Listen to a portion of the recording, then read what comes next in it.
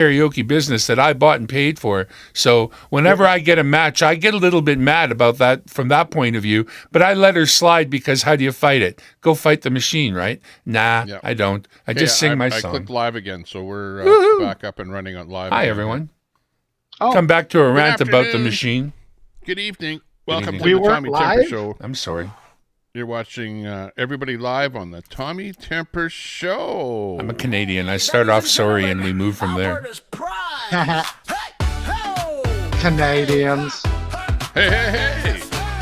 Glad to see you all again. Coming to you live for the second time today. Welcome.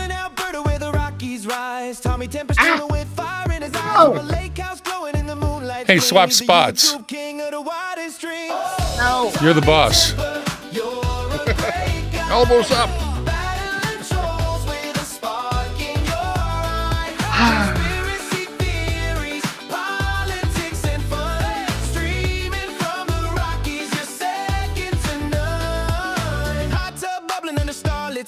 He's calling out the haters with truth in his lines, talking about the world from the left to the right. Tommy's got the mic, keeping it tight.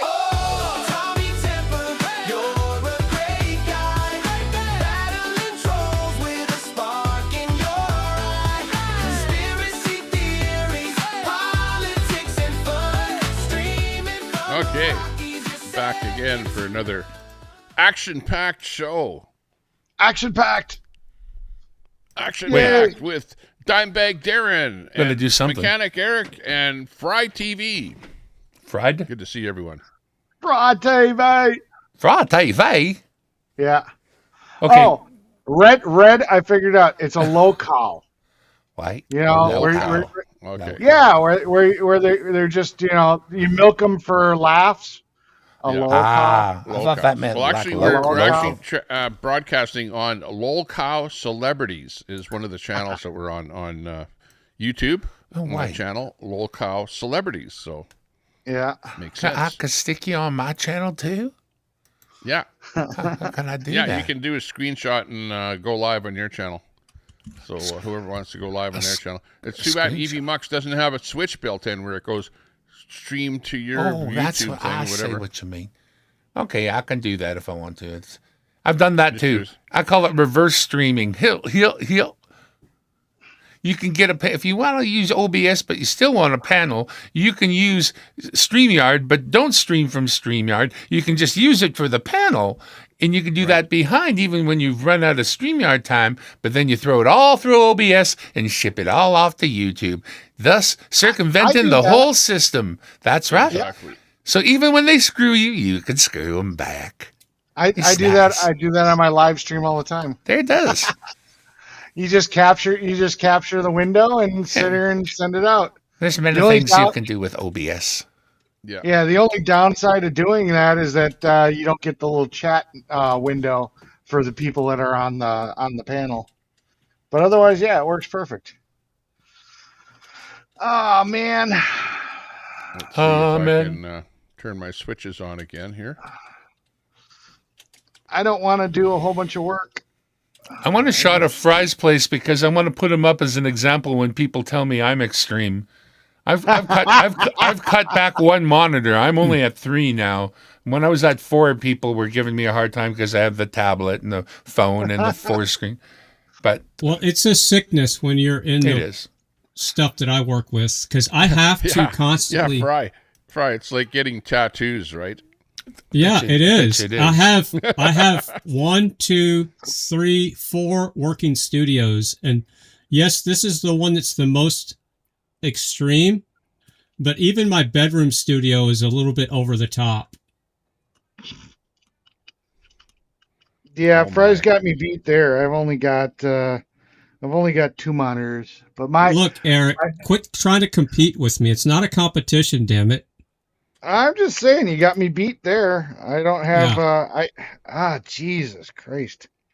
Such a pain in the ass. I go, yeah, I've got 4 monitors. And someone's going to go, I have 6 monitors. I have 8 monitors. You know? Yeah. But mine are I don't ultra care wide. about that. Yeah. It's, I use what I need to use to get the job done. Damn it! Exactly. That's what I have. I have In fact, I'm okay Struggling here. Well, pride. maybe I could use one more, but I think my video card is maxed out. Yeah, I'm pushing this machine pretty hard. It's running at 50% CPU and 20% GPU and 15 gigs of RAM. 15 and a half is being used right now. I'm barely doing squat with mine. I think what am I sitting at? Oh yeah, I forgot. I'm sitting at Mine needs a reboot here. I forgot about that. 14% CPU with 50% memory, and I've got about 1 million. When I say 1 million tabs open, I'm literally mean 1 million tabs. Well, I got my coin rig that's streaming on Twitch over here on this screen. I've got Gary, Heartland Trucking USA on Twitch streaming on this one. I've got Tommy's YouTube stream up here. I got the panel that I'm on right here. I got Meld, which is basically OBS or Prism here. Voice meter down here. So my system's being taxed really. It's about as hard as I want to push it because it peaks up to 80% CPU, and you can hear that fan cranking pretty good. Yep. I had a beautifully lit box full of RGB with 32 gig of RAM and a Ryzen 7 something or other, and it was all really cool. And then I thought I would try a Mac Mini. So I put a Mac Mini in place, and the only downside I've seen is that it will only run natively 3 screens. I would have to do something more to it if I want to run a 4th one. But it runs all 3. And I've done one day I did everything I could think of simultaneously. I captured 3 screens in my stream. I captured 4 cameras in my stream. I put myself in my stream, my karaoke software in the stream. I put the karaoke window in the stream. I streamed the stream. I locally recorded the stream, and I was at 49% usage on the CPU. Right now, I'm at 14% usage on my CPU. A Mac Mini definitely does the job. A Mac Mini costs $595.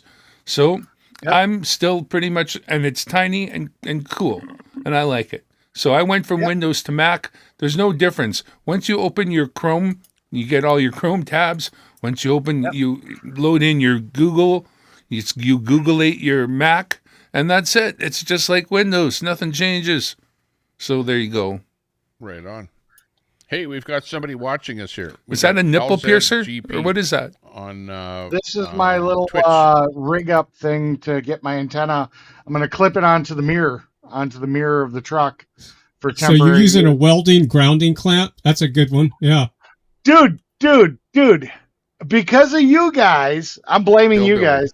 Harbor Freight was closed at 8 o'clock. So you had to go to AutoZone or O'Reilly's? No, I went to Tractor Supply, and this is the best I could come up with. So I'm like, okay, that'll fit around the mirror. Nice.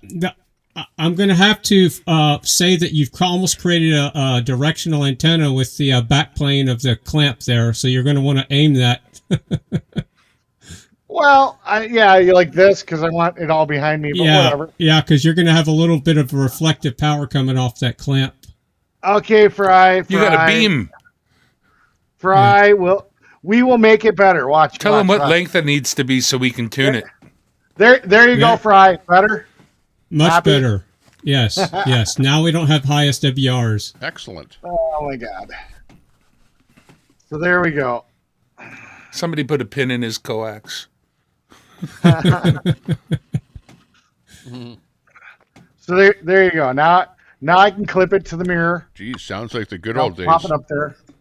Now we got a Wi-Fi antenna outside of the truck for testing. Sweet. One time we tied a rope to a guy's. I didn't do it, but it wasn't me. I had nothing to do with it. But a friend of mine tied a rope to a guy's tower, and then to his I-beam on his car, and then and let him pull his tower down. But fortunately, the rope broke. That's a testament to putting your tower up right. Yeah.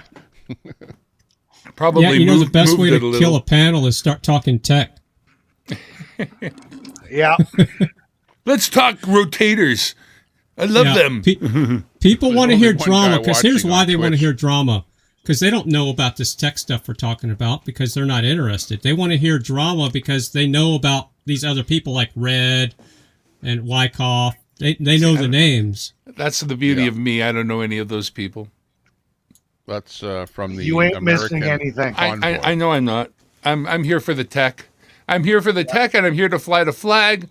I'm here about Alberta independence. Don't give a crap about Canadian federal politics anymore. Making sure that the Albertans and the good other, well, pretty much just the Albertans don't really give a crap about everybody else right now. Not how you feel about Canada anyway, because I could care less. We're going to leave. We got out of NDP BC at the right time, that's for sure. Oh, something. Well, you know what? 30 years ago, my office was on the corner. My office was in the Edmonton building there, Jasper and 101 or whatever hell it was. Right above the Alberta Bank was in the corner.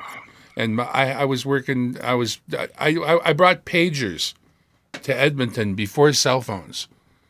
The very first cell phones and pagers and stuff. I was working with Motorola Canada, and then I started to work with a company called Telelink Paging.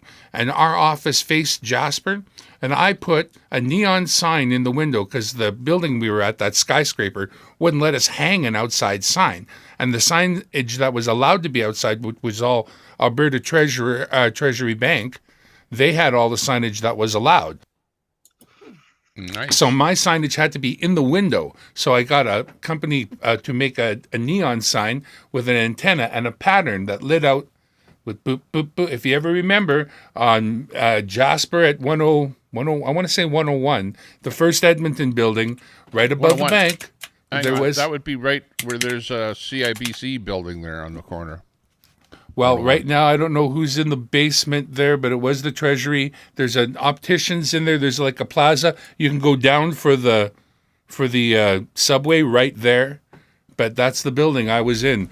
And I worked there for 4 years, and we brought pagers. And then the company I was with decided they were going to put their pagers in blister packs in London Drugs instead of doing business the way we had been doing. And I told them, every doctor on the heart team at University Hospital has got one of my pagers. If they have a problem with a pager, I go to them and replace or fix or whatever. What are they going to do? Oh, they can just come into the office. I said, no, they can't. That's the point. They can't. They're not coming in for a pager no matter what. We offer them a level of service. Well, we're not going to do that anymore. That was the end of my employment with them at that time. And at that time, I was living in Edmonton and had a house, and a friend of mine living in BC, my best friend from grade 1, who was in the steel business. He was a CAD-CAM designer. He said, if you show up at the steel place I'm at, I can get you a job Monday. And I said, well, I can pack up the gear and come right home. So I went right home, and I began at that place, and I became a steel fabricator. I'm a journeyman steel fabricator by trade, metal fabricator specifically. Doesn't have to be steel. I have that ticket in my pocket. Now I don't use that either. Now I do something completely different. But in the end, I'll tell you, my mom died. She left me X amount of money. I could either stay in British Columbia and keep paying that to the guy whose house I was renting for $2,450 a month, or I can move to Edmonton, buy a house, have a payment of about $1,750 a month, and just figure out the employment once I got here. And that's what I did. I looked all across Canada at all the places that were inhabitable and what the prices of houses were in that area. The only other thing was all the way back east. I'd already lived in Edmonton for part of my life, so I knew what I was coming to for the most part, although it has fallen a little bit. But I think it's a good place to be. So this is where I am, and this is where I stay. And I will be Albertan till my dying day. I was born in Winnipeg, Manitoba, so I know I'm the Canada guy all the way through. But Winnipeg is the best place in Canada to be from. And British Columbia is the best place in Canada. I'll tell you this, there's no better land, there's no better soil, there's no better scenery, there's no better anything. But it's lost. You can't go back there. There's no working there's no working plan. We have a working plan here. I'm part of this working plan. We're going to work this plan. We're going to make it better. It isn't lost here yet. We're going to save it yet. And that's why I'm here. To be the 51st, to be now the I know your 51st life story state of Wisconsin, or of the United States. Very good. You know, all I can say is not likely within my lifetime. Honestly, I was born right here in Edmonton, right where I am, and you know what people say is that like where you're living is the best place in the world. I know what you say about BC. BC is beautiful as far as territory, but they have their land claim issues and they have their NDP left government issues there, and they have their provincial sales tax and the high cost of living. Real estate is expensive. Look at Vancouver. What, you're gonna buy a house for $1 million there? Like, come on, what are the payments going to be on it? You know, you could add $1 million to my house here. My sister just bought in Delta. She just bought. Like she just sent me the damn pictures 2 days ago. Now my sister did well, and so that's great. I'm so super happy for my sis. She paid $1 million more than I paid for this house. Wow. Yeah, that surprised me. Like literally, and she has to be looking over her shoulder at the next American Indian band that's going to be, asking dibs for the title. You know, hopefully not in Langley, but I don't know. I mean, is there any place it's not? Yeah, nothing maybe safe. Nothing. It's unceded territory. Yeah, like it's only a matter of time now that they brought in the undrip crap there. Like who? Yeah, undrip. That's the problem. NDPers that said, "Yeah, bring in undrip." Oh yeah, we don't know what the fuck we're doing, but let's bring it in. Well, I turned the family room downstairs here in the basement, like I said, into my studio by walling off a hunk of it. I left I left the window in the other room. It's got the fireplace. It's 14 by 12. I'm offering it to my friends who are still in BC. You know, the few guys that you know that maybe are unmarried gentlemen who never happened to marry. I'm saying, hey, man, now's your time. You're not anchored to BC. Come get this room for me and join the revolution, you know? Yeah. What was that machine gun noise? Who was that? I don't know. That wasn't me. Fry. That's something fried. Sure sounded like it. It's the most technical radio guy set up there. Ow! With something frying. See, at the same time, too, my best friend that I'm making this offer to, one specific guy, he says, well, how much would you rent me the room for? And I'm being serious to him, and we're talking about serious numbers. And whenever he moves in like he becomes a member of the family, so it's a room and board thing. And so I said, well, you know, I gave him the amount that I charge my own son for living here. And he said, oh, man, you got to give me a better deal than that. But then in a different breath, he said, if I moved back to Edmonton, I could get a job driving gravel truck or oil patch something. It was one specific job. He said, I could get that job as soon as I land there, and it would pay me X. And it was like way more than I'm asking for the room. And I'm like, okay, I don't feel bad about asking what I'm asking for the room. When you know you can select, you can get. Now he's a class 1 truck driver, Super B, through the mountains. He's done off-road hauling. He knows his shit. So he's going to get a job working in the oil patch somewhere. He says, I'm too old for the oil patch. I get it. We all feel that way, but he could get employed right away. Even gravel truck. Room, it's $600 a month. The room and board, well, what, 1,000, 1,200, who knows what. Well, you know what? I think you're a little tiny bit off if you check today. The room's more like 8, but I would be at I would be at 12 tops for room and board. Yeah. He doesn't eat that much. He hasn't got no teeth. Now you know who you are, Larry. I'm calling you out, buddy. Somebody's Larry, unit is making some kind of noise, extra noise there. Oh, sorry. Yeah, who is that? Is that Fry? Yeah, it's pretty killer when it comes through at like 0 decibels. No, I've had my stuff muted, so let me. It's Eric. He's hearing a machine gun noise in there. Well, I don't know what it is, but he's taking it. You know, he's admitting to it, and then that's fine. Yeah, it just comes through at 0 decibels. It's like full tilt. Maybe it was Eric because he's. Yeah, I know. He said it was. He pointed at himself. Okay. audio trouble. Oh, it's those wireless shades that he's wearing there that are running out of battery or something. Who knows what?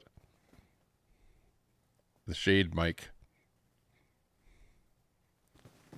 I'm just reading the chat here a little bit. I'm bad. That's one of the things I'm horrible with when I host, reading the chat. I'm too busy yakking. Oh yes, pretty girl. Can we zoom in on the map? Oh, hang on. What the heck is we got more storms coming hurricane. in. So something's going weird here. I'm just gonna leave for half a second. I'll be right back. I just want to reboot my screen here. Something's going. 10-4. I'll just hang out with the weather chick. Well, I'm kind of hanging out with the weather chick, but I'm all tucked in. There's no hanging Here, out. I'll send her some audio. I'll send her a little audio back from her. So that's going to be our main concern. I'm going to break it down even further, though, and in more detail. Break it down, baby. Emergency crews rescued a driver whose vehicle got stuck in rising waters. Firefighters were called to Old Kimbrough Road just after 4:30 this morning near Manor. A driver tried to cross a flooded stretch of 8 miles roadway. from me. Water was too deep. The car stalled. Crews were able to safely get that driver out of the vehicle, and they're reminding everybody never drive through floodwaters. Unless you're going to drive real fast. Yeah. Yeah, we had some major wind and floods and lightning last night. Wow. Country Road 123 off of Brushy Creek, and we're seeing some road closures in this area. Take a look at what we're looking at this morning right here. Now we're seeing that water move very quickly. That's why we have all these road closures over here. Now remember that 6 inches of water can easily make your car lose control, and 12 inches of water can move a small car in the way. Now remember, when you see those road closures, don't try to drive around those barricades. It's there for a reason. It's there to keep you safe. You don't want to drown in that area.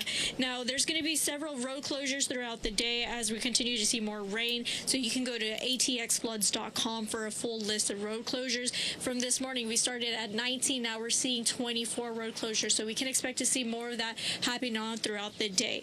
Now, Zach mentioned that we saw about 1 to 3 inches of rain last night and quarter-size hail here in the Round Rock area. So the winds were picking up around 60 to 70 miles per hour, and so we did see a couple of tree branches falling on the ground. So when you're driving this morning, keep that in mind as you're driving, so be safe. You want to avoid those little spots right there. Now, Williamson County, that currently has the most outages in the state, it has about 2,229 customers without power. So you can also check on the power outage map to see if those have been restored. We have seen a couple of crews out there monitoring it. Also, if you do see some stoplights that have blacked out, make sure to stop completely, treat that as a stop sign. Once again, keep an eye out on that. Now, if you do see these areas that are blocked off, make sure to just drive around it. You don't want to get stuck in this area. We're going to keep on giving you updates throughout the day. Make sure to tune in to Good Day Austin and also to Fox 7 Austin as we continue to monitor the storms going on in Central Texas. Back to you guys in the studio. And flooding is still a risk, especially at the low water crossings. This is a map of the closures in place right now throughout Central Texas. There's quite a bit of concern still near Llano and Marble Falls. But you should also stay aware in Williamson County. Georgetown police say there's damage near Berry Creek. So yeah, we're getting some crazy weather here. Doesn't sound good. That's crazy. Yeah, I'm not getting all of the chat popping up here for whatever reason on EV Mux. Like I'm looking over at YouTube, seeing the chat over there, but I don't see it on EV Mux. So something's screwy with EV Mux here. Oh, hang on. Eric is back in there on the back end here. Let me look. Hey, Eric. Hello. You guys can hear me, right? Yeah. Good. That was you making that weird noise, eh? Not on purpose. I I had to turn the Bluetooth on my phone, and the glasses were paired to the phone to get this new window fan to work because it's got Wi-Fi, and it wasn't that bad. It screwed up my audio, so I had to pop out, pop back in.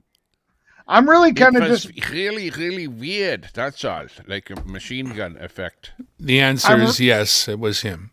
It was me. Well, I owned up to it and I popped out, but I'm disappointed. This stupid app, the stupid app for this fan, the app that they show has a temperature gauge, so you could set the temperature for the window fan, so it would turn on and turn off. I get the stupid fan, and I'm like, there's no temperature, thing on it. But I'm like, okay, well, at least I can control the temperature with the app. No, I can turn it on, I can turn it off, I can change the direction of the thing over the internet. But I can't control the damn temperature. That's the whole feature I wanted.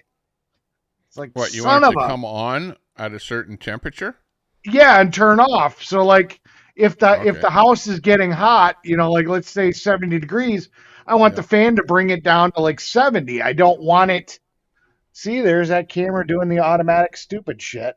I don't want the fan to run all night, and then have it be like 50 degrees in my house. Right. I just want it to come on, bring it down to like 70 degrees and shut off. Auto fan, yeah. Yep. Weird. But, here they show the app doing it. Hang on. And it's, what country is that made in? Oh, China. Of course it's China.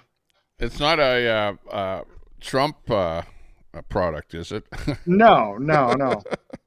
But I mean, the stupid thing is that, they sit here and they tell you, it's got a Wi-Fi app or whatever, and they show you a picture on the sales ad of it showing a temperature gauge and all that.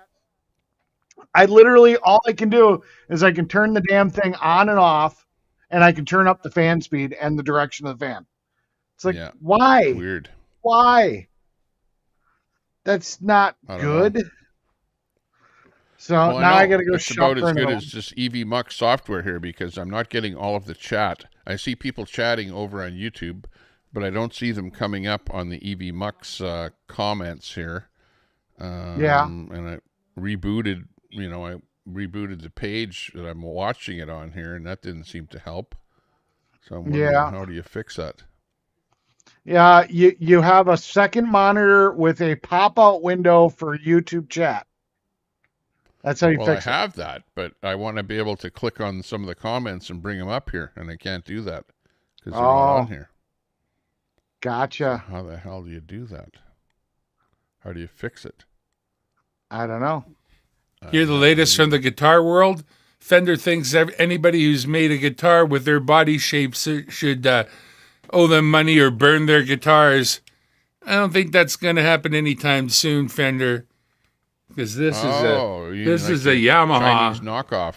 No, not so much. The Yamaha's pretty respected in musical instrument world. Now. This is the Yamaha. Like my motorcycle is also a Yamaha.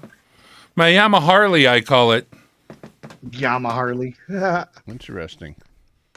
I had a Yamaha. I had an XS 750 triple, 1975. You know what? That was a monster of a bike in its day. That triple put it heads and tails above all the other 750s. It wasn't bad, but the 650, the four-stroke 650, man, the four-cylinder one, that'd eat the 750 for lunch. It was a lot quicker bike. Unfortunately, you can't get an argument out of me. At the time, I was riding a four-cylinder 650 Suzuki 650L. I was always impressed by the four-cylinder 650, thinking this is exactly what I'm looking for. Yeah. Little compact and quick. I'm trying to think what I got a lot of bikes, but I don't have a lot of fast bikes. Trying to think what my favorite bike is that I've ever ridden. I don't know.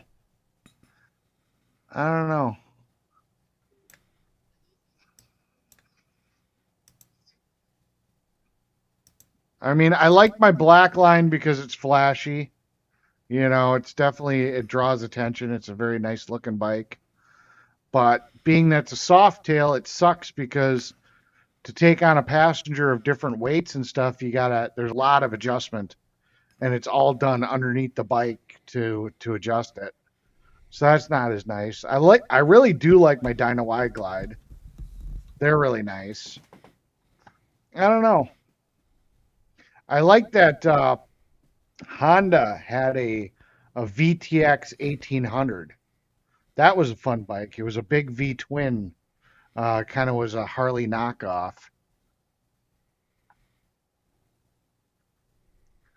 Hey Tommy, talk for a second.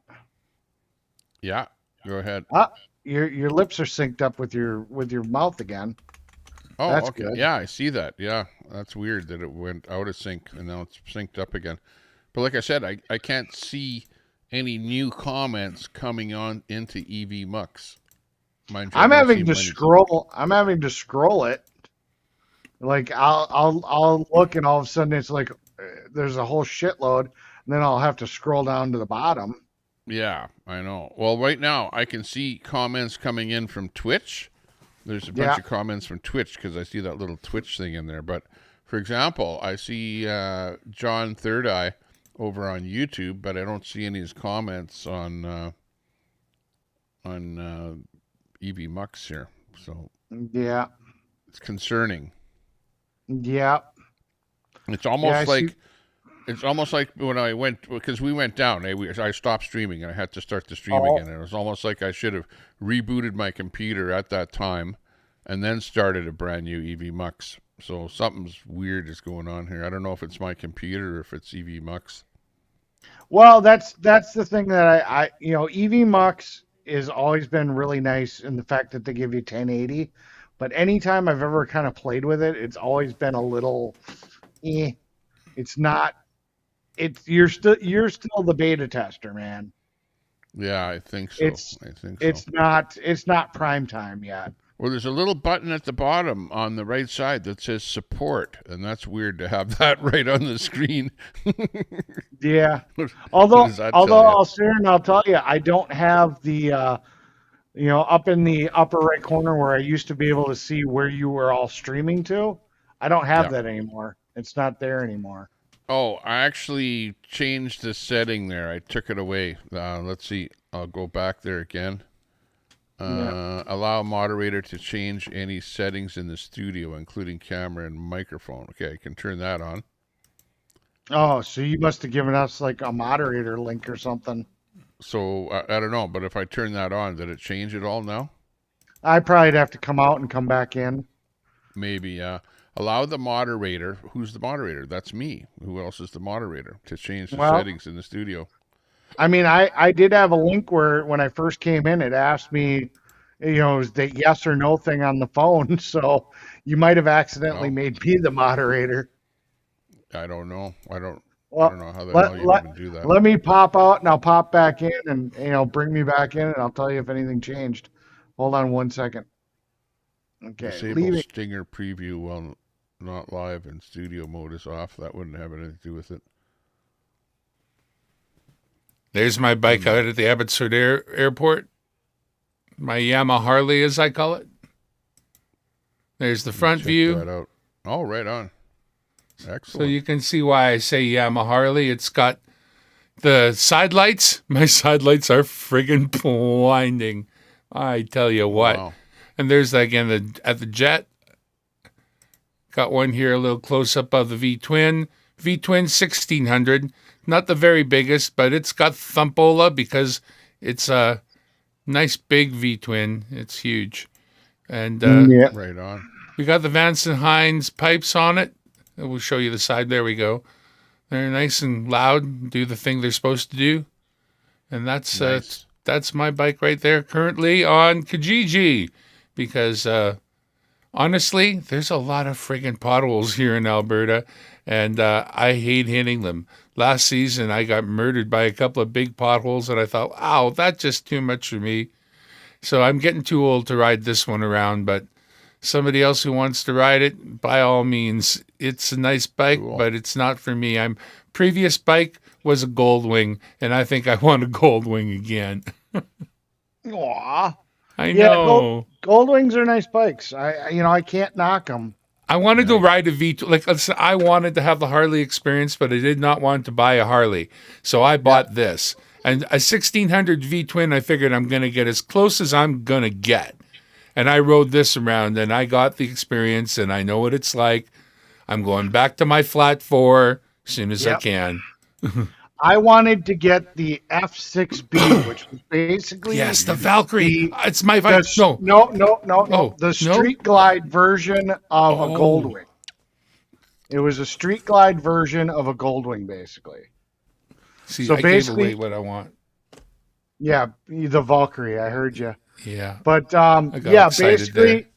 basically, it was a Goldwing, just didn't have the tour pack on the back. And that was going to be my first bike. That was the bike I wanted, but the ex-wife, she's like, well, if you're going to get a bike, you better be a Harley. And I'm like, what? Yeah. So I bought the Harley. And a lot of people feel that way. And I've regretted that. I mean, I don't hate it, but I've regretted that bike ever since. It is not my favorite bike.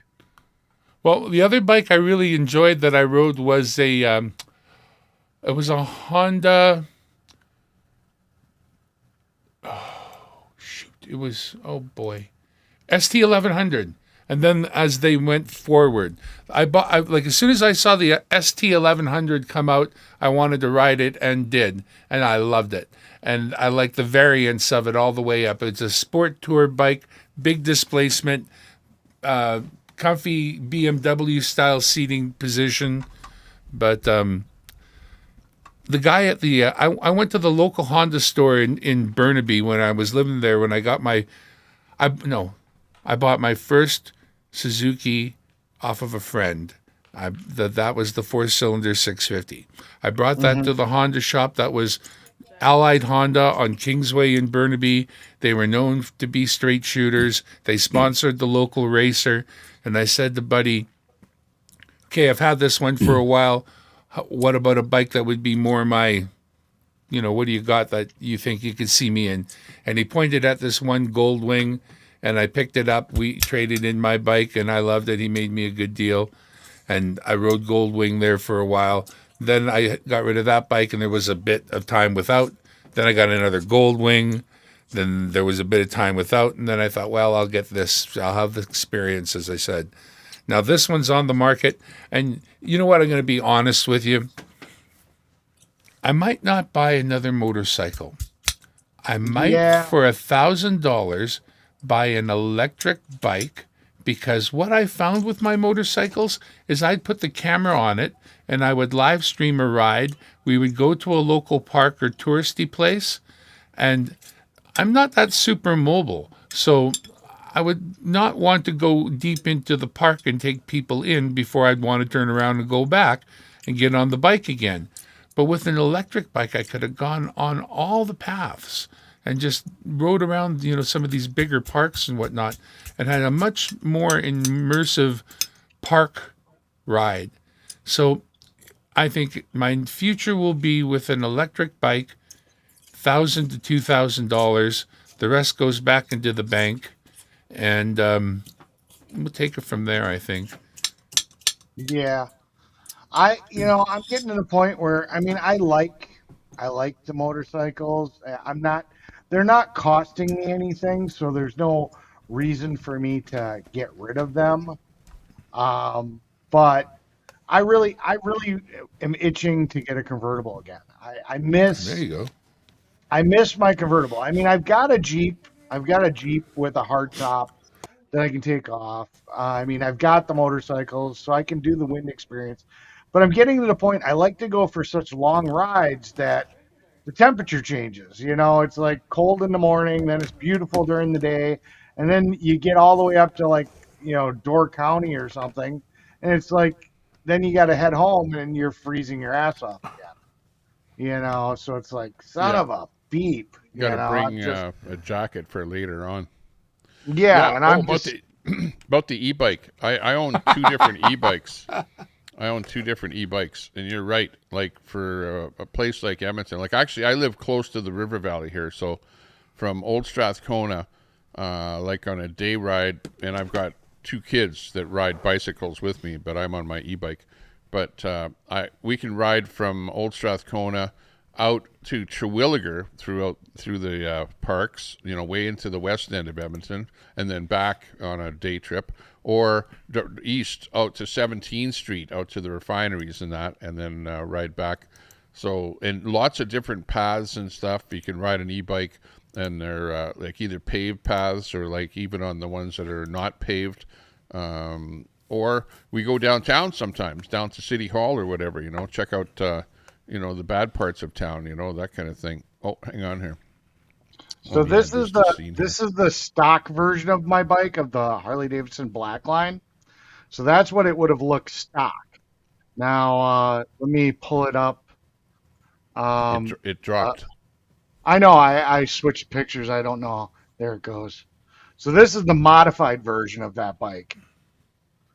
So she's won a few first place trophies. I got the high end rims on there. Got the nice exhaust.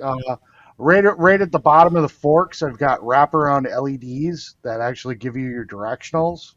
So I don't have any. So it's got that shaved look. I've got the drawed back handlebars. It's basically this bike, for all intents and purposes.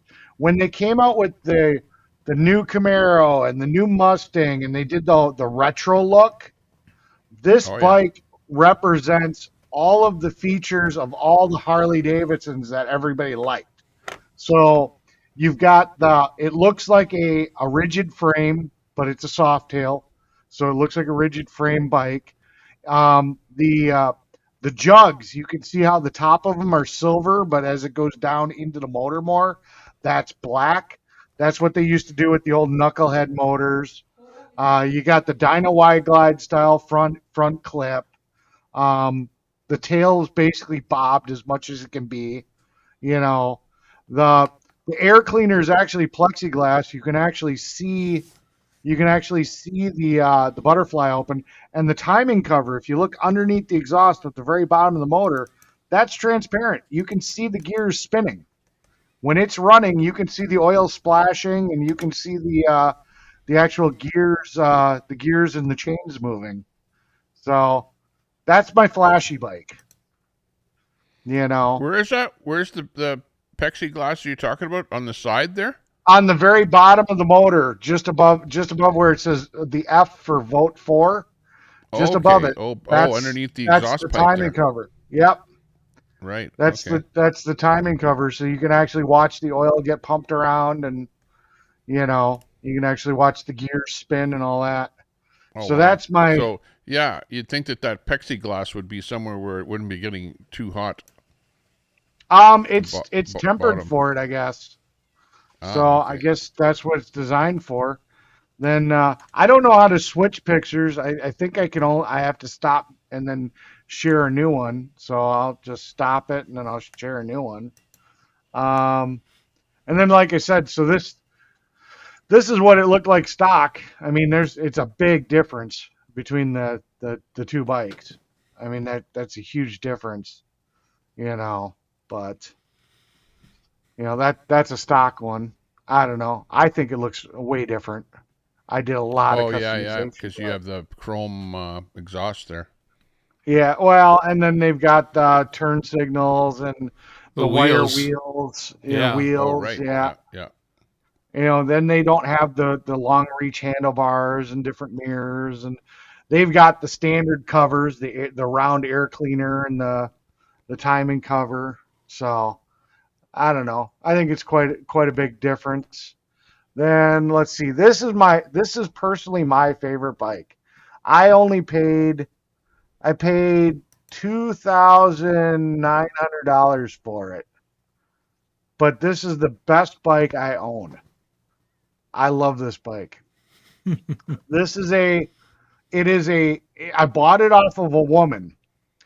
It's got over 100,000 miles on it. Verified. I've got paperwork of this bike basically being rebuilt several times over the years. So it's basically is a new bike. It's got camouflage paint on it. So it's either purple or green or blue, depending on the way the angle of the light shines on it. It's got the 2-in-1 exhaust, just sounds beautiful.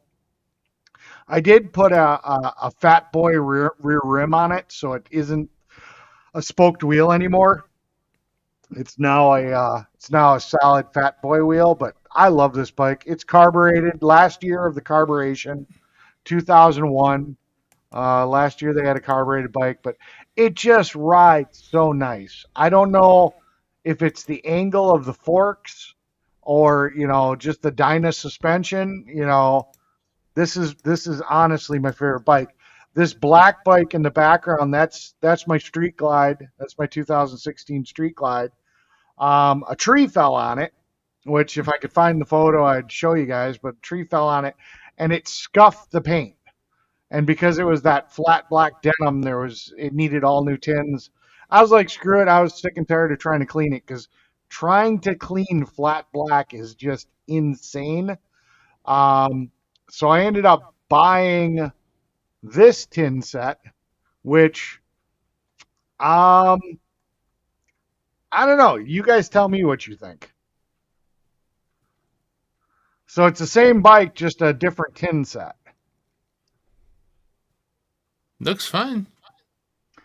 Yeah. I'm not very picky. Yeah.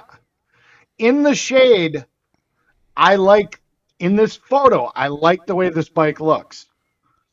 But when the sun hits it, there is so much metal flake. I swear Elton John's going to jump out the other side. Because that bike is bright.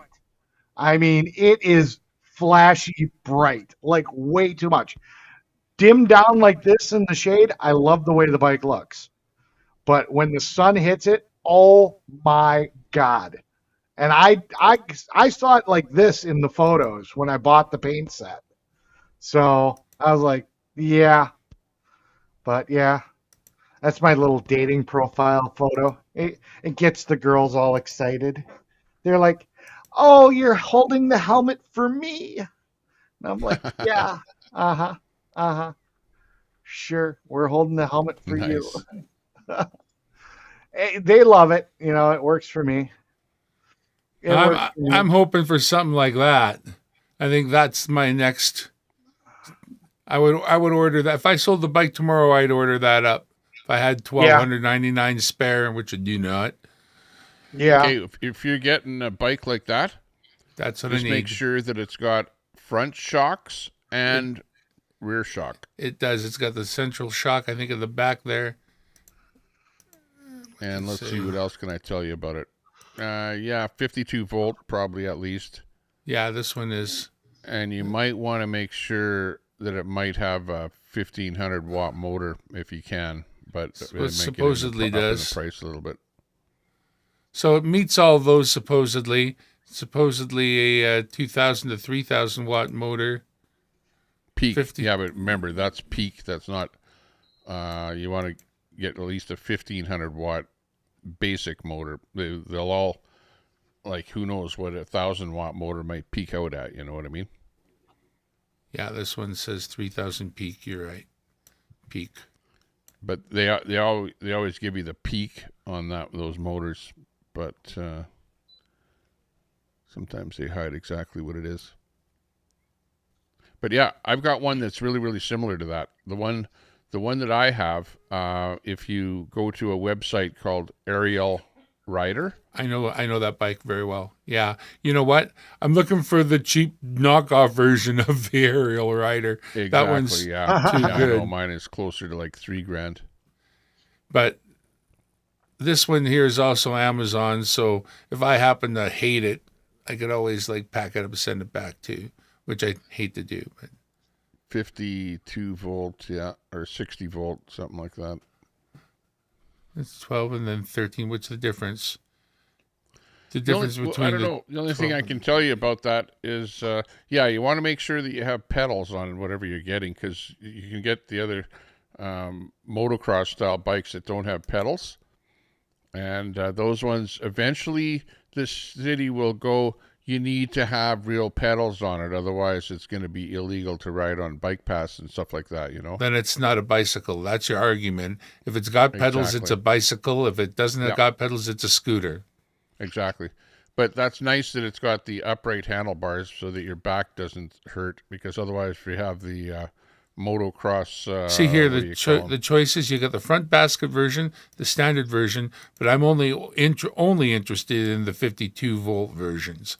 So from them, we have the $1,200 one in gray, the $1,300 one where they add the back seat, and unless I want to set my ass back there, I'm not sure it's worth $100. I ain't never putting another person on it. Or this one here, so it's about 12. It's 12, yeah. In green or gray, it's 12, not 1,300, but 1,400 if you want the seat. So we won't be needing that. We're going to put some kind of a carrier, the guy who steals the Dairyland crate and screws it on there. That'd be me. Yeah. That'd be me. Yeah, I don't have any carrier on mine. I have you can buy an Amazon bag that goes in that little triangle area there underneath the seat, and just have a little bit of storage in there. See, the only thing a guy would do eventually is upgrade those shocks. They're showing you that they're not showing you that one rear mono shock. It's there, but God knows. And the other thing I know people do is upgrade that front fork eventually, because that's like the Chinesium of garbagium. What they'll do is they'll put the shock in one side of the fork only, right, is what they'll do. Jesus. And it'll be shock, but one shock in there. So yeah, you want to upgrade it to one that has double shock. But yeah, the that little spring thing on the back there, you want to buy a air shock and replace that. So that's another couple $100 you want to throw at it, but you can get riding right away with a piece of junk like this and just beat the hell out of that crap until it needs replacing. It won't last long. But yeah, the question is, that hub motor, is that like a nice 1,000-watt hub motor nominal? Because if it would be, then it would be all right. See, they don't tell you the nominal. That one that I have is an actual 1,500-watt hub motor, which is a fairly large motor when you look at it. The other thing is that the less expensive bikes will have thinner spokes, and then with thinner spokes, you'll find with a heavy person riding it that the spokes start creaking on you, because they're constantly moving, you know what I mean? But you won't know that until you get the bike and compare it to others, The thing too, you can help. I mean, if you had that in mind about your bike to begin with, if you were to pedal away from every start and then put the power on it, you would be able to save, because it's the initial torque that the poor spokes really stress over. If you're already have rolling, a hard time pedaling that bike. That bike is not designed to pedal at all, because the seat is so wide that it'll rub your thigh. So you'll find that you're not going to be pedaling that bike very much at all. Though, I wonder that it's that initial force required. Like, say, for example, you decide, I'm not going to pedal the bike, but I am going to put the pedal up. And every time I start the bike, I'm going to start with 1/2 of a pedal stroke down. So on the initial start, I'm there, as much as I would be if I intended to pedal. But after that, I am not going to pedal. I really think it's only that impulse at that moment that really has any concern for the loading of the spokes. And that's that's the critical, what do they call it if you're launching a rocket, that maximum stress moment? But yeah, you're going to find that the initial, you have a throttle on that, either a twist throttle or a thumb throttle, and you'll find that it's not that much torque right off the gun, off the go, but it kind of torques up as it takes off, you know what I mean? So I don't really pedal mine at all. Like once in a blue moon, I'll pedal it, but 99% of the time, I don't even pedal it at all. But, well, they're looking for a court case here. They're showing me springs in both sides. Oh my gosh. That could be a problem. That's a good sign, yeah. And you have nice fenders on it. You know what? The thing too these days, folks, is also there's 100 people who have had these delivered to them and taken them out of their box. You just YouTube it, right? And really, that's a lot of you just got to judge how sold out the guy is. That's really all that's about after that, because there's lots of great e-bike channels. Or the other place to get them is what the heck is that other Chinese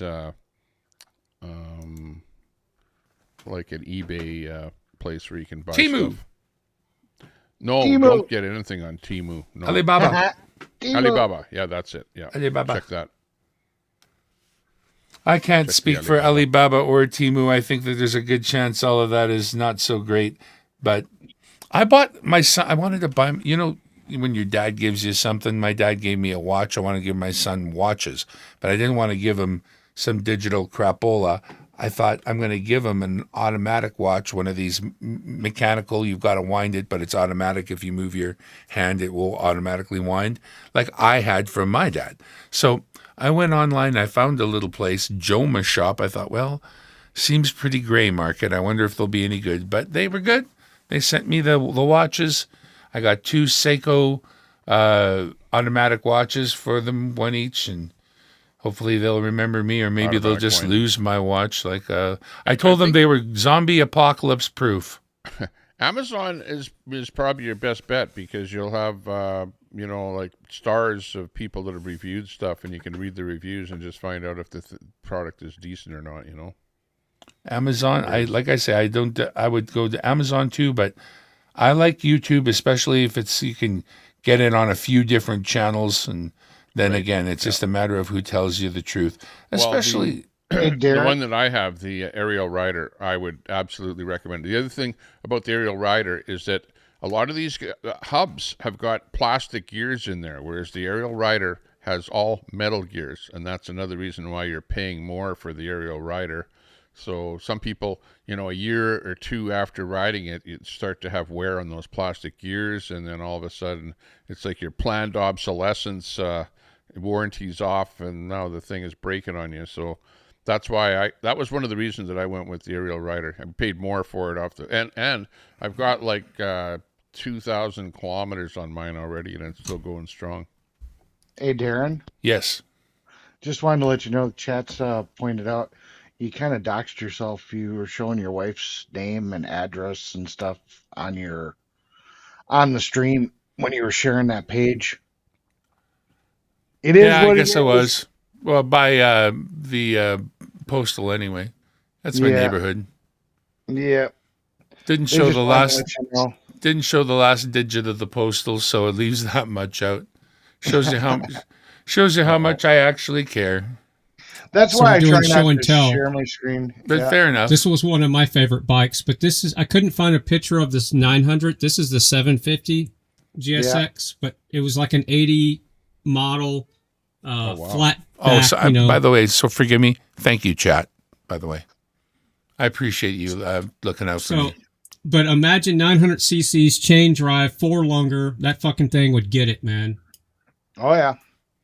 That was my rocket. That was one of the faster bikes I had.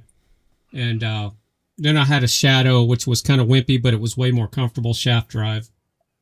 A Honda Shadow. It was only a 550, though. But yeah, this thing was a rocket, man. But this is the 750 version, so imagine the 900cc. See, and that GS was very similar to the GS series that I had. That was a GS 650 4-cylinder motor, but not quite as big, not as fast. Didn't they make an 850 as well? This was so torquey that I put a stretch mark in the chain, so when I was going down the road, it was like, whoa, whoa, whoa, whoa, whoa, whoa. Yeah, so I should have replaced the chain, but I didn't care. That's funny. Yeah, I don't care who you are. Crazy. I don't care who you are. That's just funny right there. Too fast for your own good. I was to survive my motorcycle days. I'm really lucky, actually. Yeah. Yeah. You just have a need to go fast eventually in life. It leaves you eventually. Eventually, you kind of enjoy going slow, actually. Yeah. Yeah. At my age, I don't care to go fast on a motorcycle anymore.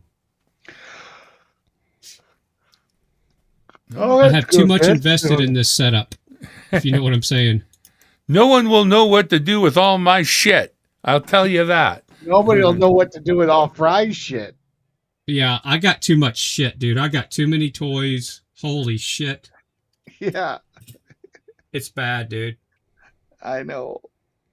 Just look at what he's showing you, all the monitors, all the Wow. computer stuff. Okay. He's got a radio station built into his house. This here is the second e-bike that I have right here. Yeah. How much did it cost?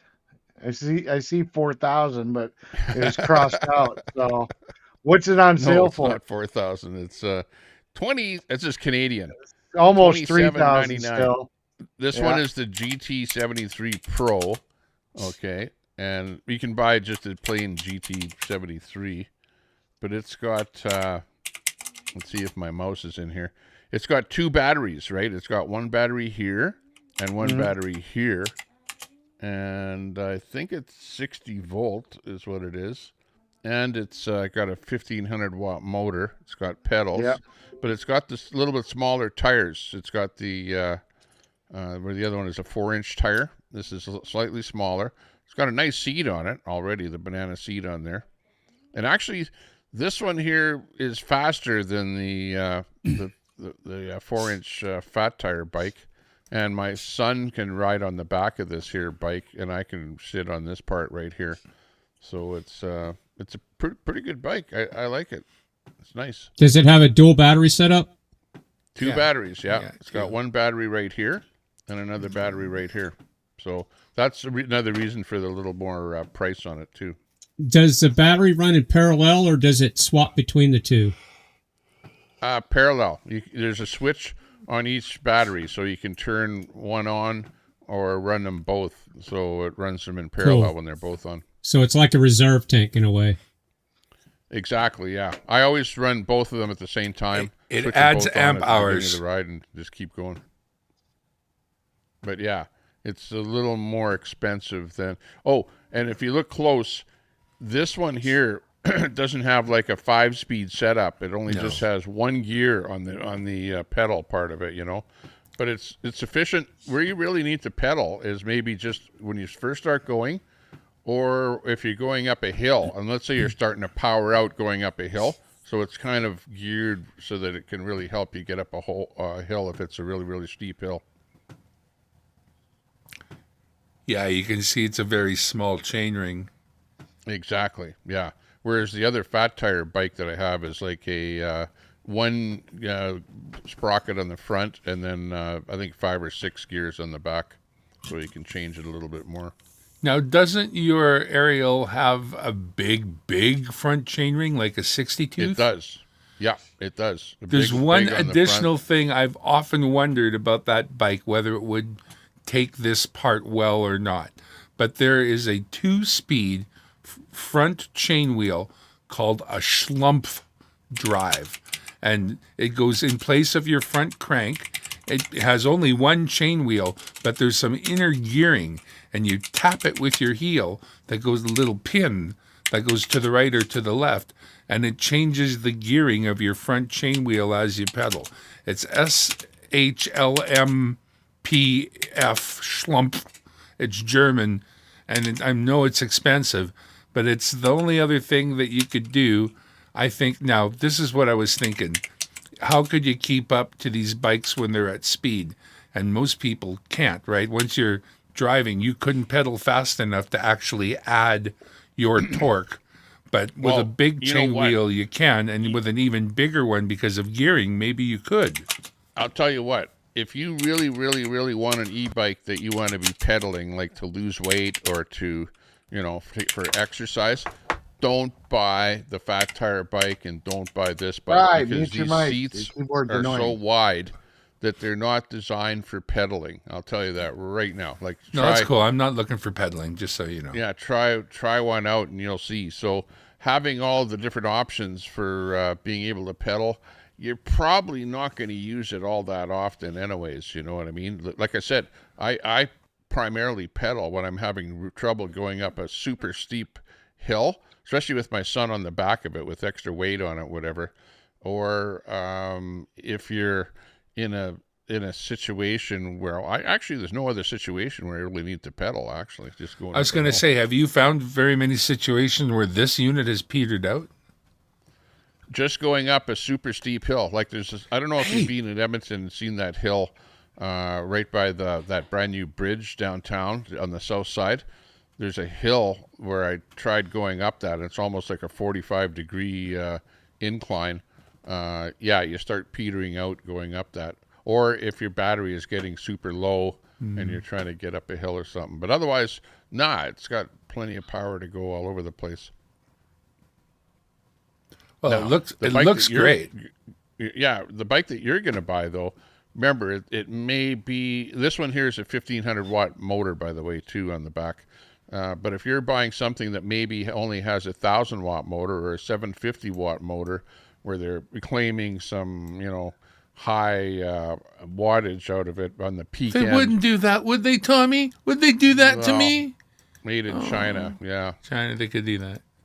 You never know. That's where you're never going to know until you actually get it, buy it, and then you put it side by side with one that you know is a... and really, the way you can tell is by that diameter of that motor. The bigger the diameter, the more wattage the motor, obviously, right? Yeah. I don't know. I was debating on getting a scooter because I can't seem to... I got no room to put something like that in the truck. But it'd be nice because, I end up at the hotels so often, and sometimes I have the trailer, sometimes I don't. If I don't have the trailer, then I'll drive that dump truck like it's a frickin' car. I don't care. I will park it in parking spots. I mean, for anybody that's curious, this is the dump truck we're talking about. But yeah, I'll park that thing in parking spots next to everybody. I don't care. But when I got the trailer, a lot of times it's a pain in the butt to disconnect and, go do the stuff I got to do. So, one of those electric scooters, would be nice because they fold up and at least I could go a couple of blocks somewhere and whatnot.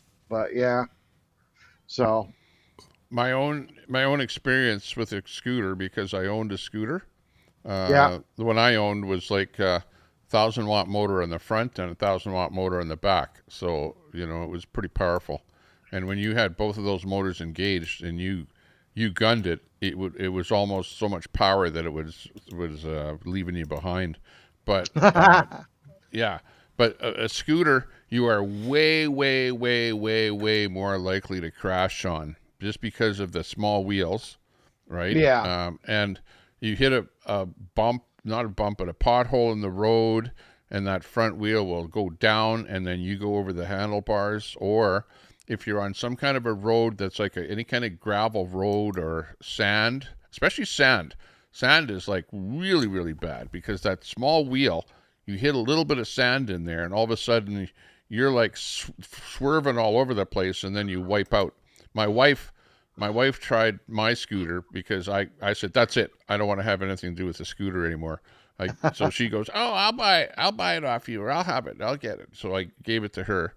And then probably about the third time she went riding on it, she wiped out on it. And then that was it. That was the last time she rode it. So yeah, that's why I'm into these things now. Fat tire bike is, the 20-inch fat tire bike is a really, really good alternative compared to a scooter. Yeah, I mean, if they made a foldable one and I had room for it in the truck, that'd be a different case. Yeah, but dude, you can buy if foldable. If you look at my live, the entire footwell of where somebody would sit in the passenger seat is just stacked with tool bags all the way up to the level of the seat. So I mean, I really just don't have room to, even if I could get a foldable bike, to put it there. You know what I mean? Yeah. Oh, yeah. I know what you mean. The scooter, at least with the collapsible handlebars, and it's only yay big, Yeah. Oh, yeah. So, just to get around, but if you want to be riding all day long, you'll be crashing. You're talking about one of those stand-on scooters, like a kid wouldn't kick, but we have those have gotten incredible. Like those, you can spend any amount of money and go whatever speed you want. I've literally seen 100-mile-an-hour scooters with some dumbass in a helmet thinking he's doing something intelligent. Yeah, no, whatever amount of money you want to spend, whatever speed you want to go, it's available. Yeah, Absolutely. no, I'm just looking for something like, if I wanted to go 2 or 3 miles away from the hotel to go grab something to eat Yeah, or that'd be go, perfect. just something that I don't have to disconnect the trailer. Because I'll tell you, with all the equipment on the damn trailer, it is a pain in the ass to crank that landing gear in low reduction. Yeah. Get it off the back of the truck. I hate doing it. See, I see something like this and I think, yeah, it's got the double-sided frame. I'm a steel fabricator by trade. I look at it from the point of view of, yeah, that's structurally sound.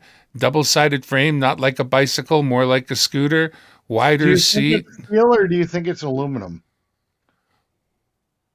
You know what? I'd have to double check, but either way I can handle it.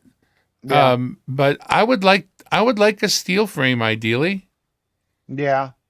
Yeah, everybody liked aluminum back when you actually had to pedal, Now that you're not pedaling. Check out this one here too. That like I would recommend this company. It's called Riding Times. It's Canadian, or you can get them out of Canada. Riding Times. Just do a search for it. And they've got this model here called the GT33, and I was just looking at the motor on it, and this one here actually has a 1300 watt motor. Let's see if we can bring that up here. Yeah, it's crazy that the government's kind of gotten into the loop about these different motor sizes and stuff, and they're now cracking down. A couple of years ago it was the Wild Wild West. You got whatever you got. That ain't bad. You could ride it. Nowadays the cops are like, oh, it's got to be under so many watts and it's got to be governed at 35 miles an hour and whatever. And now they got these little dynos, so they'll have you put your tire on the dyno and spin it. And, I have to sit here and say, I decline. I refuse to help you with your investigation, officer. If you think it is what it is, then you do what you got to do, but I'm not helping. It is not my job to help you incriminate me. Right there, 1350 watt motor, which probably has, they're not saying a peak power, but that's what the motor is. Which model is that one? GT33, I think. 33. Yeah, that's what it said. I like that it shows that it's got multiple gears, though. When you were back a couple photos back, there appeared to be right there, multiple gears. So right there, so even though you're doing pedal assist, you can actually, if you need to go down a gear, you actually have an adjustment. Yeah, and I think it has a throttle. Gearing. And I'll tell you, between the thumb throttle and the twist throttle, you want the twist throttle, not the thumb throttle. Thumb throttle, after a while, your thumb gets sore. I bookmarked this. You probably got somebody. When it comes to a Canada company and an Amazon company, I'm going to choose a Canada company if it's really a Canada company. So, these that's guys, where they have their store, their warehouse, whatever. It ships to you right away. In other words, you're not waiting for it from China or something like that. So basically, they've already imported it from China. It's sitting there waiting for you. And then you can get it delivered directly from them. See, now, and then they can actually choose if they stand behind it at all or not. But I wonder if they've chosen to do so. I don't know. Hold on, go back a little, Tommy. There was 3 throttle speeds. It was like two swipes back. Oh, are you not controlling kind of a thing? Oh, hang on. It's an automatic thing. Yeah, there it is. 15, 22, and 34. I'm 48 volt battery. I'm pretty sure there's something some type of mod. 48 volt, 27 amp hour. So again, the other thing you want to look at is your amp hour of your battery, right? Because the higher your amp hour, the longer your range is going to be. So if you're buying the Amazon one, well, make sure you check into what's the amp hour, because you might only have an 18 amp hour battery, or a 24 amp hour. Fry, are we watching Survivor on your screen? Is that what we're seeing here? But yeah, lots of choices. I watched this. The local news is coming on, so yeah, this is the end of whatever show that is. It looks like Survivor or whatever. I like a frame that's more substantial. This is cool. Is it metal? Is it steel? I mean. Oh yeah, yeah. 4-inch tires. No, it's aluminum. This is 70/74. No, that's the rim, not the frame. It doesn't say. Anyways, check it out. Oh, carbon steel there, right there in front of my face. Woohoo. There you go. Now that makes it a lot easier to deal with.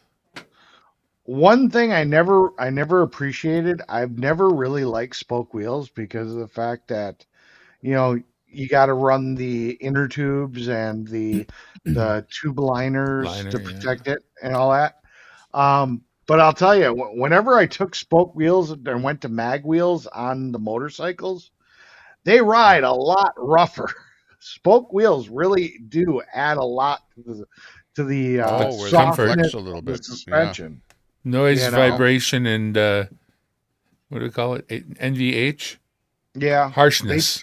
They take a lot of the harshness out. And I didn't really realize that until I swapped my bikes from spoked wheels to mag wheels, that I was giving up that level of comfort in riding.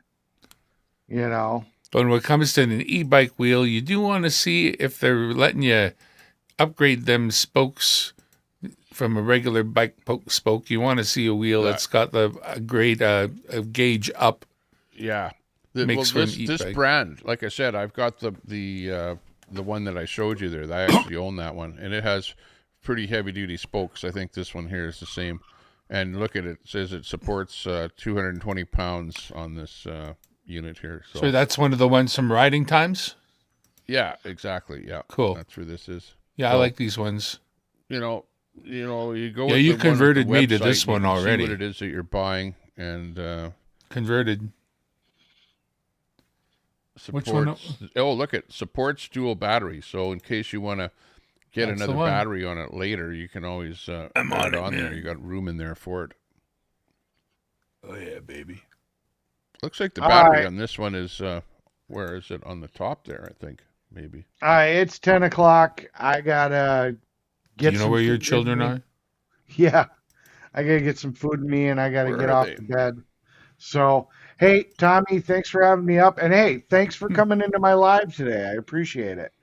Yeah, that was nice seeing you there. Nice seeing Fry and everybody else that was in there. That was okay. Yeah, pretty much every single day. We're not going to be on Friday, but pretty much Monday through Friday, most days of the week, from 7:30 on average.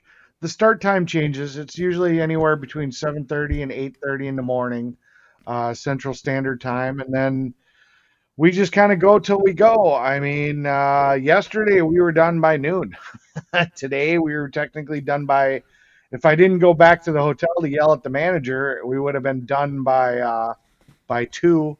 But then there's been days where I've streamed till 8:30, 9 o'clock. So it's just kind of we'll see how it goes. So yeah, hopefully I see you guys there more often, and it was great being here. I'm glad I could share a little of my info and my tech and my knowledge, and it's always a good time, Tommy. It's always a good time. Well, it was nice hearing about the latest stuff that you're into, and getting that software or the information on Moblin there was, good information. So I'll have to check that out. See whether or not that might be something for my game in the future. Sounds good. Yeah, Fry is a diehard Android person.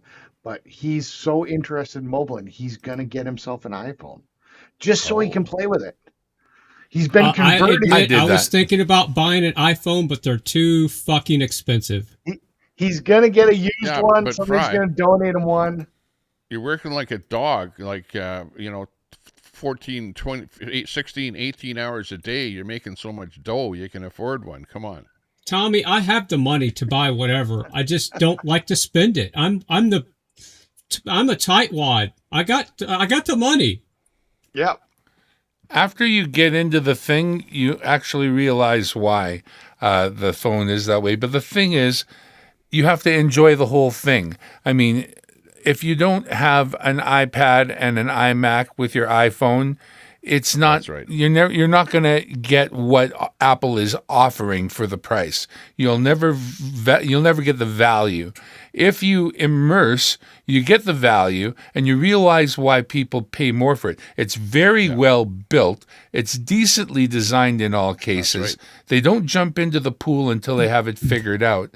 Yeah. And then it's backed by good backing that it's hard to, like, if you sign up for Apple Care Plus, you can get a hold of somebody about your device anytime, and you get to talk to an actual person. So, and buy one now before they start manufacturing them in the States, and they really go up in price. And they'll be really crappy then.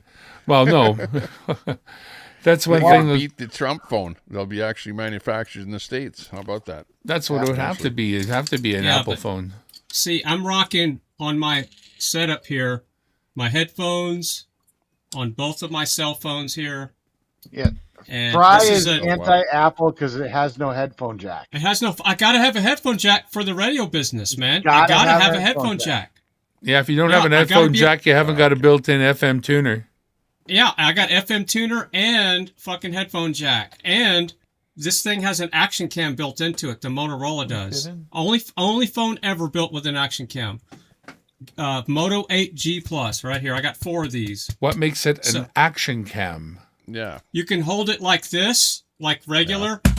Oops. Let me show you.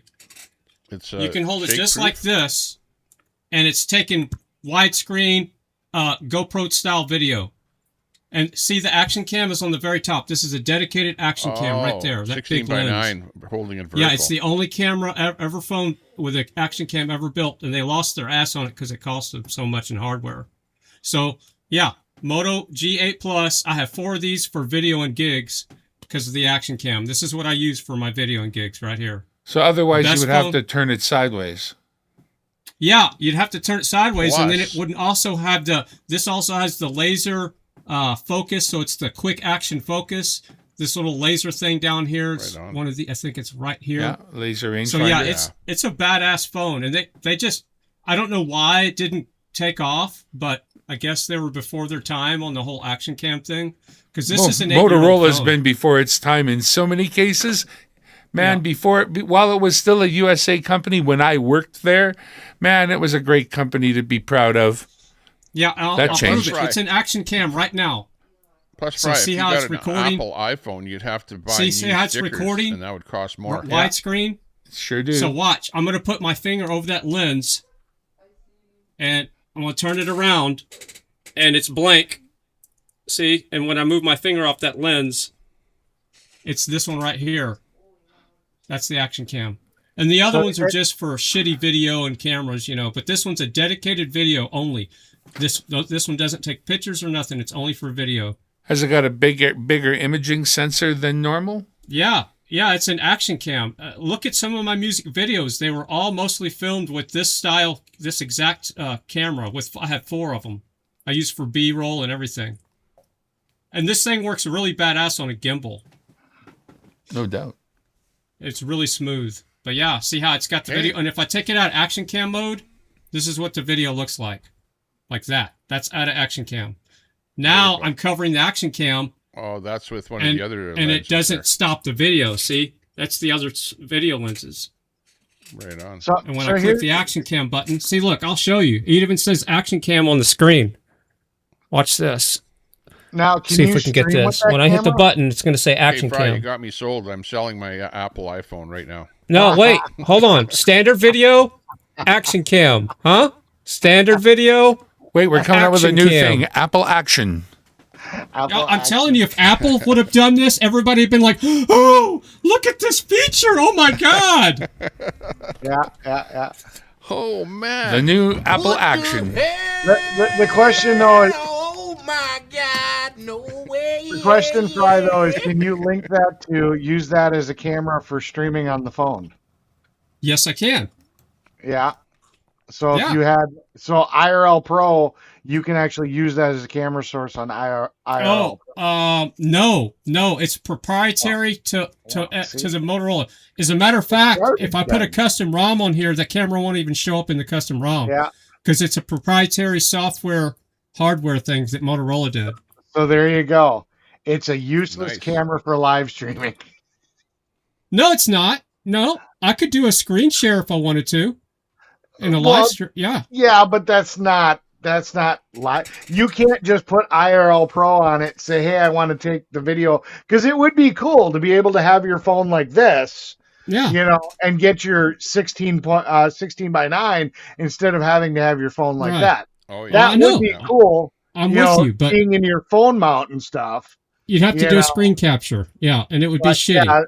Screen so that you can actually read the chat when you're, streaming. Yeah, that would have been doing a lot music cooler. videos and all that kind of shit. IRL, it's amazing for recording. Yeah, Fry. I get you. I'll just sit here and sit with my poor little DJI Action 4. Yeah, and you can buy them on eBay for $60 all day long. Yeah, it's the best, cheapest action cam that you'll ever buy. I don't know. We'll see. We'll have to see what the quality of the specs are compared to the Action 4. I've had GoPros, and since I've gotten my hands, even though this isn't the latest and greatest version of the DJI camera, the 5s I heard are just a nightmare. The Action 5s are junk. They've got so many bugs, so many issues. I haven't heard about the Action 6s, but I have been nothing but impressed with this Action 4. You know, and I picked it up for $150 used on the used market. So, do the Motorola's have a replaceable battery? Does the battery come out of that phone, Fry? Oh, I wish. God, no. I got 2 of them for free, and one of them already had the screen in the package. The guy just didn't know how to replace the screen. So I put the screen on one. But no, you have to take them apart.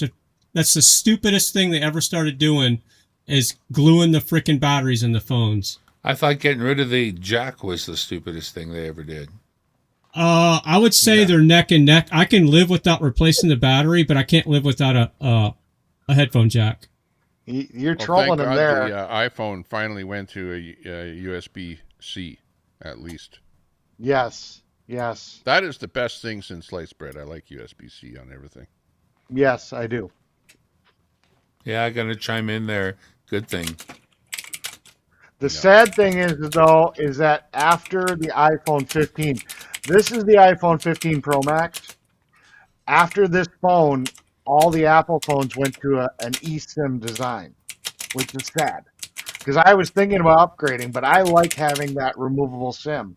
So unless I literally come to Canada or like say, hey, Tommy, here's $1,000, go buy me a phone. The 16, you guys can get it, I believe, with the SIM. We can't. We don't get it with a SIM. But I've heard that the 17, you guys don't get a SIM either. You're eSIM only too. So then you have to go with moving that way. Yeah. So then you have to buy a phone from the global version that has SIMs, and it's just like it's just crazy. I don't know why they're forcing the eSIM only option. You know, they still make a phone with a SIM, but they're not giving you the choice. You know, if you're in the United States, you get the non-SIM version. Sounds like the wave of the future, you know? Yeah. Eventually it'll all be all right, that way. I really got to go. See you guys. Take care. Good. Later. All right, see you tomorrow. Hopefully, Later, alligator. we'll see how the outside camera Gator. works. You know, Yeah. I dropped the link. Anybody want to come by, say hi? You know where I'm at. Okay, sounds good. Later. Bye. We'll check out your escapade at the motel there. Sounds good. Okay, bye. So See you later. the specs on that Mechanic action cam. Eric from the Big Convoy. Sorry. Go ahead. So the specs on the Moto G8 Plus action cam is field of view is 117 degrees, ultra wide, dedicated for video only, 16 megapixel sensor. The aperture is an 2.2, and the pixel size is 2.0 quad pixel technology. This means 4 pixels combined into one for better low light video, and that's why it's so badass compared to some of these action cams, because they have shit low light. Speaking of shit, what's the difference between a proctologist and a bartender? Proctologist only has to deal with one asshole at a time. I knew it had something to do with an ass. That's from Jim Nalgren over on YouTube there. Yeah, thank you, Jim. Very nice, Jim. Hey, but anyways, I've been on the air for a long time here today, so we're running out of stuff. Yeah, now that Mechanic Eric's off the panel there, and I think I'm gonna close it down. I don't like having a stream where I can't bring the comments up here because it's kind of broken. All I'm getting is comments coming up from Twitch, and yeah, I'm tapping out too, Tommy. I learned some things about electric bikes from a guy who has a few. That's my favorite kind of input from somebody like that, and that's Tommy. He's got a couple of them. At least gave you a few tips of what to look for, and even I'm try one out if you have a chance. If you know somebody that has one, then you can say, "Hey, let me try it out. Let me see if I like it," and decide whether or not you even want that. Because, like I said, if you want to be pedaling a lot, then you don't want the fat tire bike like that. You might I do. I want the fat tire, and I want the with a regular seat or whatever. I want the smooth. I want to get the Conti tires, the road tires. I don't want the off-road tires. The little bit of trail riding that I'm going to do, I don't need any knobbies. I'm not going to be looking for any. I'm going to do more road than I am probably path. Yeah, this the street. Street tire type thing. Yeah, they'll last you. I don't know, probably about 2 seasons. Fair enough. That's a lot of riding. All right, Darren, Tommy, I'm tapping out. See you Friday. Okay. Yeah, have a Sounds good one. Good. Broadcast Later. solid. 5x5, brother. See you later. .com. Fry. Later. Nice talking to you. Catch you later, Fry. He's a good man, that Fry. On the flip-flop, as they say. Floppity flip. Okay, anyways, Darren, thanks a lot for joining us today. Has been a pleasure. Good to see you. Drop a link in the channel there on your way out so people can find you. Probably. People probably watching. did. There's only 10 people watching on YouTube right now. 12 people. Somehow when we Dimebag Darren Coins. That's all you got to do. If you're motivated to find me, Dimebag Darren Coins. Otherwise, don't do it. I don't care. Dimebag Darren Coins. Do you sell coins, by the way? Well, yeah, sure. Do you know, do you ever go down to that flea market over on 120th Street and 107th Avenue on a Saturday or Sunday? I haven't been, honestly. I know what of you speak, but my what I was into was more finding the commemorative toonies and loonies that the Mint puts out every year. We're putting brand new ones out regularly. Even recently, there are some brand new coins that have hit our market. And what I try to do is just for fun, find them in circulation before they get all marred up to provide to anybody who might want them. Now, I don't even market that very hard because I'm not very diligent. But what I've basically got is great examples out of circulation of recently released Canadian coins for people who want to get them to fill their books. So I'm basically servicing non-Canadians with little mailets. And for example, toonies have come out in these sets, this painted and non-painted versions of the coin. Right, yeah, I've seen them. So for 20 American dollars, I will send you your choice of 6 toonies. So you could choose 6 sets. You can choose any individuals you're missing for your book, but in the end, it's 12 coins. 6 coins, $12 face. I put them in a birthday card, seal them up and send them. So that's $5. and I collect 20 American for that. So I make a little tiny bit, plus there's an exchange, and that's the whole profit in it. You make the exchange, whatever it happens to be, a couple of extra bucks over the fact that you've just spent $12 face plus, 99 cents for a card plus postage, which is $4 and change down to the States. And that's it. And most of the people I know are people in the States who have gotten that from me. But I send out some nice, like, for example, 2017, our $2 coin, the commemorative, glows in the dark. That was the one with the Aurora Borealis on it. It was the very world's first circulating glow-in-the-dark coin. If you want one that is somebody's uncirculated roll, it's going to cost a fair bit. You can find on eBay what that means. But if a person was like, well, I guess I'll just do this. This is sort of, sorry, forgive me. Might as well go whole hog, right? Yeah. I would take this, which is a sealed book, as you can see, which costs $15. It's got about 60 toonies in it, and it's just the commemorative toonies. There's the other books I could fill for you. But This would end up with 60 toonies in it, including all of the commemoratives, including this one depicted here, the glow-in-the-dark.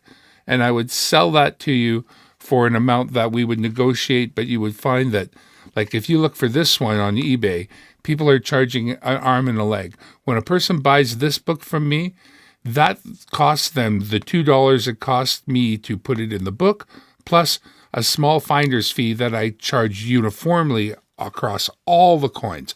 No one pays anything more for any quote-unquote special coin that I put in your book. But I'll fill this book for you. Plus, you'll probably get a bonus. Now, that costs a little bit, but that's worthwhile. Or if you really want to spend money, I'll fill this book for you. This book includes all of the commemoratives, plus we start off with just the normal ones. But when we get to the commemoratives page, it's stuff like this, where it's right at the top there's the glow in the dark, and it's non-painted. Then on this, we've got the big poppy. Then we've got the spirit bear there, the victory one with the big blue V, and there's all kinds. We've been putting them out for years. Here's some of the most recent ones. These are all down here. We're commemorating some of the... Hang on, I got a message coming in here for you. Listen to this. For me. Hey, Tommy, if you can hear this while you're live stream, tell that guy I want to buy one. Yeah. Okay, you got a customer already. Yeah, that's so. For your customer that's listening to you right now, tell her how they can get a hold of you. Drop me an email at dimebagcoins@gmail.com. Dimebag Darren Coins. Sorry. Oh boy. Let me double check my own email address. Dimebag Darren Coins, because I don't think I've given it out very recently. Is that email address on your YouTube channel? It is. Dimebag Darren Lowe. That's LOWE. Dimebag Darren Lowe @gmail.com. And that is also when you go to the YouTube page reveal it, what you're going to find. And if you're not that serious, go ahead and touch base with me. I will tell you what the price is, and after you see it, then you can. Here's one that's fun to start with. With my green screen on, I can't show it to you. This is the quarter book, and it's cool because there's lots of really neat commemorative quarters, and they're quarters. The whole book, full of quarters, is only like $60 worth of quarters, I think, total. So with all the different cool Canadian commemorative coins, especially the ones that have been painted, that's a good example right there. Big Poppy, Canadian flag. There's a number of different really cool collectibles in the Canadian 25-cent world. Pretty cool. We got the one that honors the female hockey team, the male hockey team, Cindy Klassen. There's a few. Anyway, Didn't want to turn this into a commercial, but what the hell, huh? Yeah. Might as well just give her before hell. you go, Thank you, pump sir. your YouTube channel into the chat, and people can get your email address and look at your channel. All right, I guess I will. There, that way they don't make a mistake on sending you an email, and then they could probably find out more by watching some of your videos too, right? You probably have some videos where you're talking about coins. Every now and then I do. Yes. Good. Well, you know how it is. Okay, we'll do that. Otherwise, I'm doing it. Otherwise, I'll say 7-3. Take care. Stay out of trouble. 73. And thanks a lot for coming on here. Nice You're talking giving me to you. flashbacks, man. I enjoyed having you on the panel here because you're an astute character and you're into Alberta independence, which I was actually having fun talking to you about Alberta independence before we were so rudely interrupted by the tech talk there. But, you know, what can I say? I think this is the most interesting page. These ones are the ones that just came out. Down there is here where my pinky is. That last one over across from my pinky is the one from Diane Ojic. She was over here. This one is Indigenous artist. Then we have the recent Armistice with the Big Poppy and all of these. They're great Canadian coins. And as I say, to fill up a book like this, you'll never... I'll tell you what I enjoy. I enjoy going to the bank, grabbing a $1,000 box, which is what the size that they come in, and I go through those. And I have another book over there that has these stored in them, the best I've been able to find. And that's what I want to share with you. So reach out and let me help you give somebody a really neat little gift. Sounds good. Thanks a lot.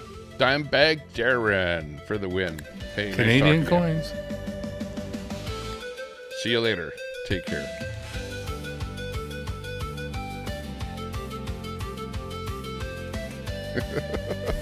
And that's how we end the set today. Hey, check out his channel, and we'll catch you later. Thanks a lot, Dimebag. Bye-bye. Okay, that's it for the Tommy Tepper Show here today. That's for the number 2, the second stream here today. It's been a wild, long day here. Wednesday, middle of the week. Tomorrow, I'm not going to be live after 3 o'clock my time because it's going to be such a nice day that we're going to go out for an e-bike ride. So you never know. We might go live on the e-bike. There's always that possibility. So we'll see what happens. But otherwise, thanks a lot for being with us, and we will see you again very soon. Very, very soon.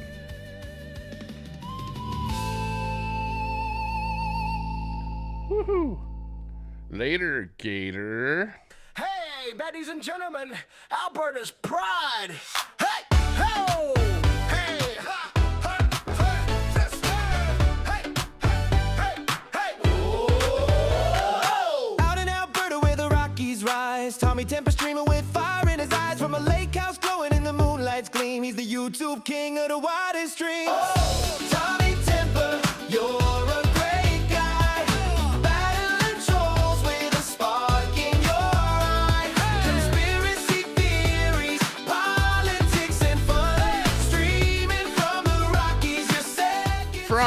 I was just kidding. He's calling out the haters with truth in his lines, talking about the world from the left to the right. Tommy's got the mic, keeping it tight. Oh, Tommy Tepper, you're a great guy. Battling trolls with a spark in your eye. Conspiracy theories, politics and fun. Streaming from the Rockies, you're second to none. Lake house vibes where the mountains meet the stream. He's dodging all the trolls like a champion dream. From Alberta's heart, he's lighting up the night. Tommy Tepper's truth is his guiding light. With a wink and a grin, he's taking on the fight, spilling all the tea in the YouTube life. From the hot tub to the Rockies, he's living it free. Tommy Tepper's the streamer we all wanna see. Oh!